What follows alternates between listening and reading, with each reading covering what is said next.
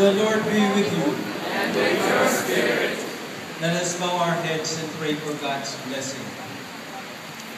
May the Lord continue to reveal Himself to you and make you worthy missionaries and disciples in His name and on behalf of His gospel. May He protect you from all harm. May you rejoice that you serve Him in the various situations and opportunities that you have in your lives. We thank Him also for the gift of this moment that we are gathered together as an ancient church in the midst of these activities that we have in these final days of World Youth Day. May the Lord bless us constantly and continuously.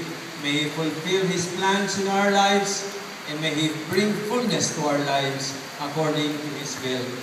And may the Almighty God bless you all, the Father, the Son, and the Holy Spirit. Amen.